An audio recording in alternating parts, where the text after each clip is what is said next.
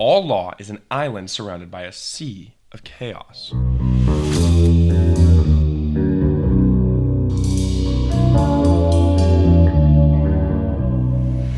Sorry to shock you, but that's the reality that Carl Schmitt, a supposedly dangerous legal theorist of the 20th century, discovered when he looked beneath the surface of what a constitutional government and democratic procedure really is. So everyone else was debating the fine points of legal interpretation and institutional design, but Schmitt asked a much more fundamental question. What happens when the whole system breaks down? Who decides what to do and how to rule themselves when the rulers become inadequate?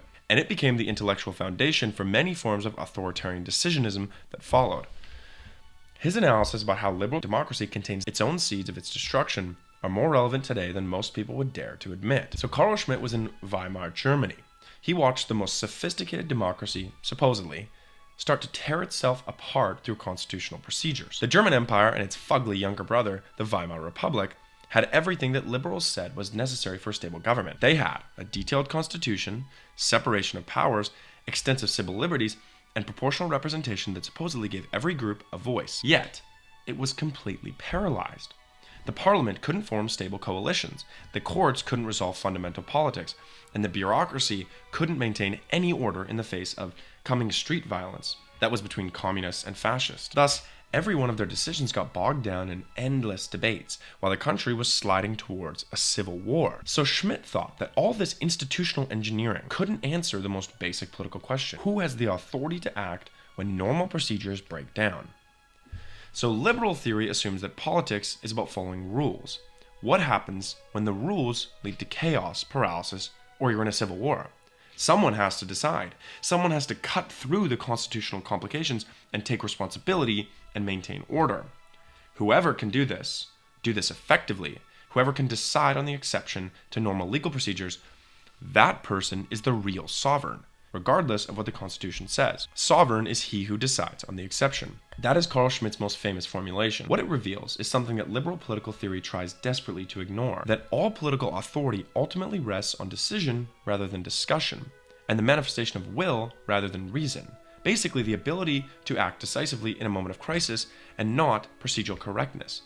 The liberal dream is that politics can become purely rational and procedural, that different groups can present their arguments, institutions will weigh this evidence, and then decisions will emerge through a rational deliberation, and this is all constrained by constitutional rules. But this only works when everyone agrees on the basic frameworks and the stakes aren't too high. When those conditions break down, let's say different groups have incompatible visions of the good life, when the very legitimacy of the system comes under question, and when existential threats require immediate action, somebody has to decide. And the decision can't be justified by appealing to a higher legal or rational principle, because those principles themselves are what's in dispute. The sovereign decision is always made in a legal void. It creates law rather than following law, and it establishes its own order rather than a presupposing order.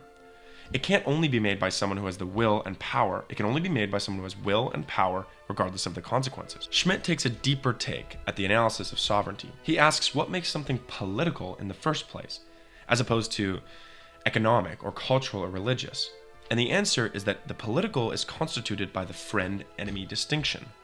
This doesn't mean that politics is about literal warfare, but it does mean that political communities are defined by their capacity to distinguish between those who belong in the community and those who don't. It's about whose existence is compatible with this community's way of life and whose existence represents an existential threat. The liberal attempts to make politics neutral, to create procedures that can accommodate any set of preferences and doesn't make judgments about their content. This is based on a fundamental misunderstanding of what politics really is. We think politics is about finding win-win solutions, and it comes through dialogue. But it's actually about deciding who gets to participate in that own community, and on what terms. Every political community necessarily excludes as well as it includes. Every constitution necessarily privileges some ways of life over the others. And every legal system necessarily makes some behaviors illegal.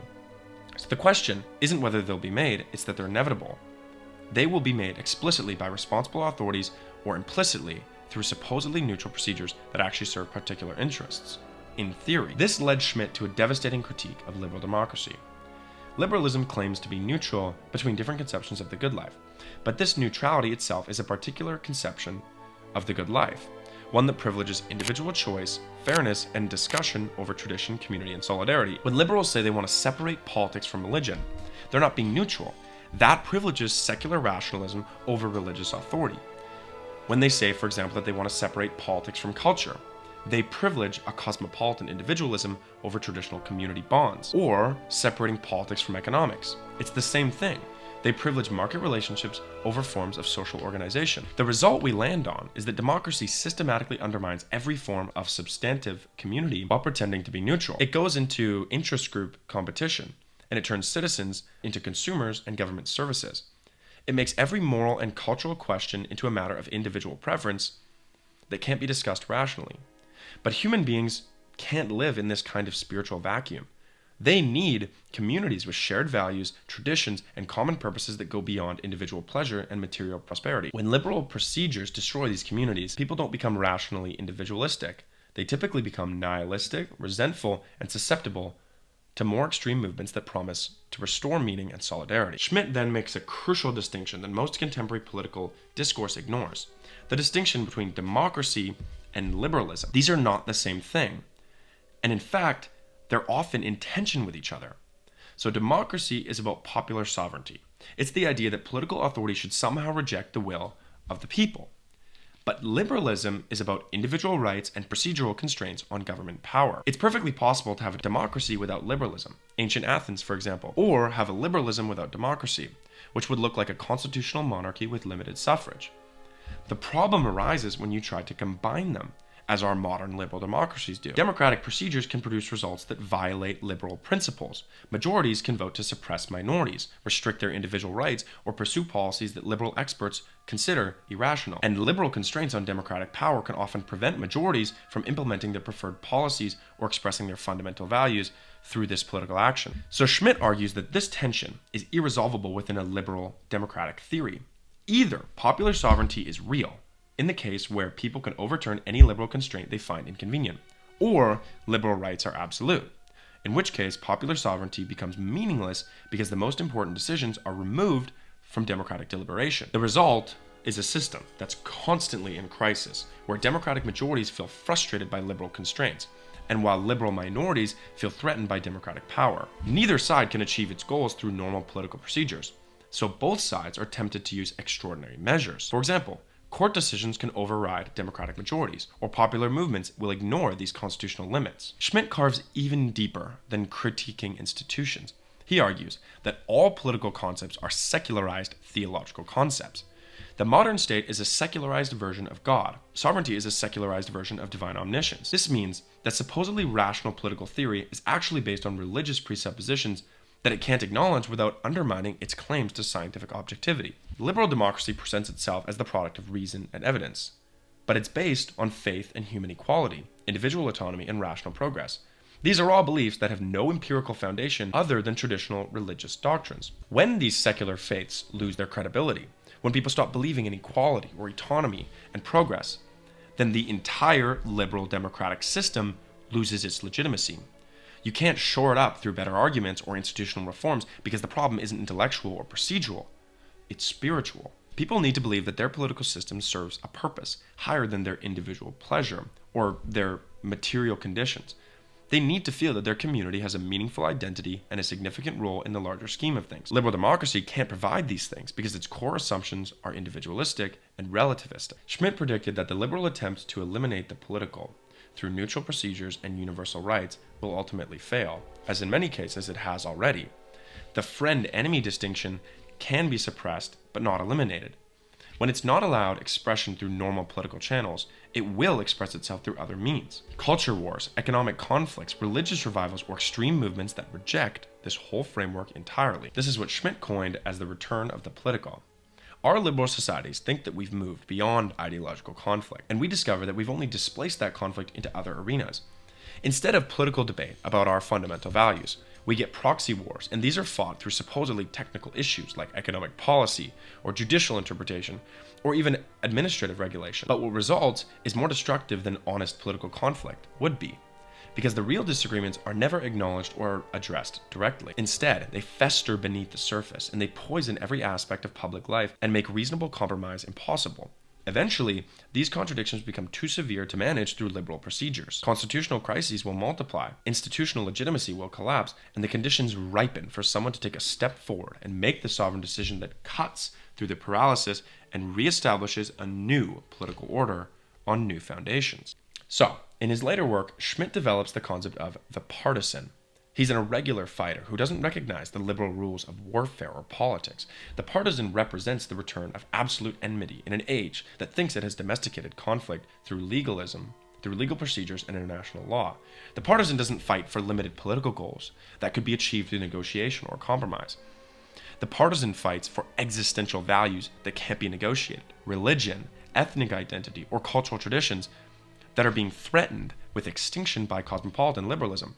From the liberal perspective, the partisan is simply irrational.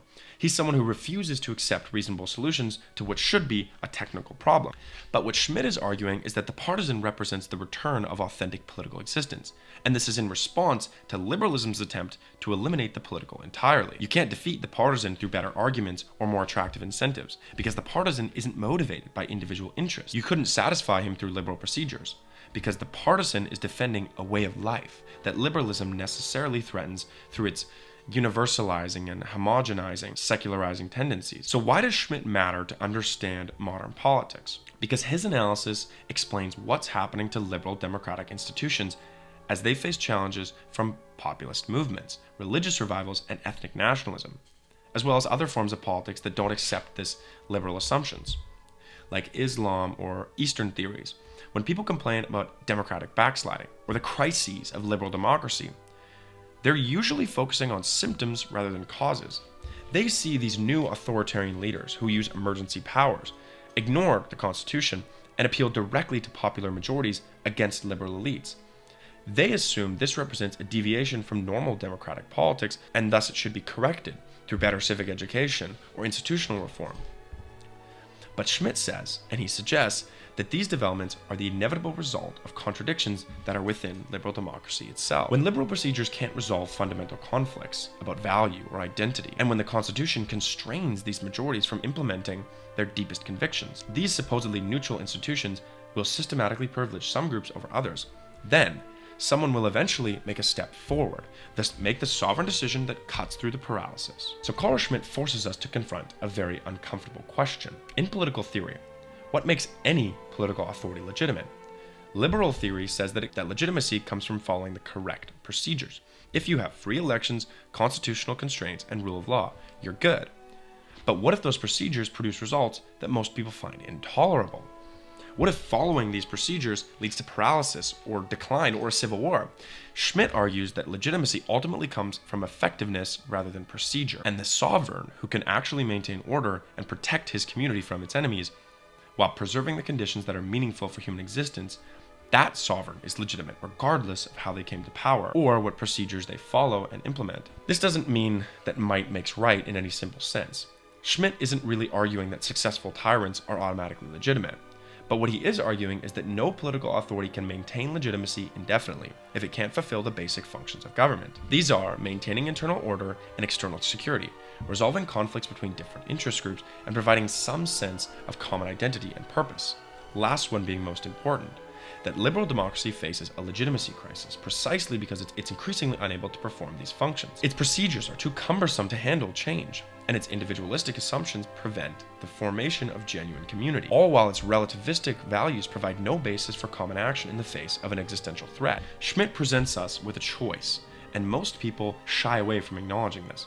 Either we accept that politics is ultimately about decision rather than discussion, about will rather than reason, and about the capacity to act in exceptional circumstances rather than the ability to follow procedures.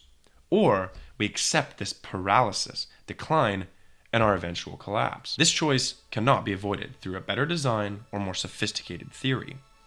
It's a choice about the fundamental nature of human existence and what a political community looks like. It's to say that we are either rational individuals and we can resolve our differences through negotiation, or we are actually tribal beings, and we need a shared identity and substantive values that can't be reduced to an individual preference.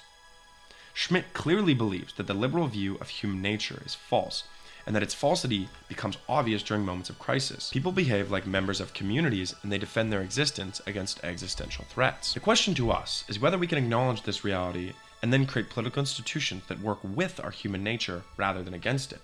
Or will we continue to live in liberal fantasies, where reality itself forces itself upon us through crisis and exemption? This is Schmitt's contribution to our story. It's an insight that liberal democracy contains contradictions in itself that makes it unstable, and its political authority ultimately rests on the capacity for decision rather than on procedural correctness. And any attempt to eliminate conflict through neutral institutions will eventually produce more destructive forms of conflict than what honest political disagreement would have been like from the start. Next time, we're going to look at someone who took these insights about the bankruptcy of liberal democracy and he used them to create a complete philosophical system that justifies a totalitarian authority as the only way to achieve genuine human flourishing. Get ready for some more ideas that are going to push every boundary of acceptable political thought. Thank you.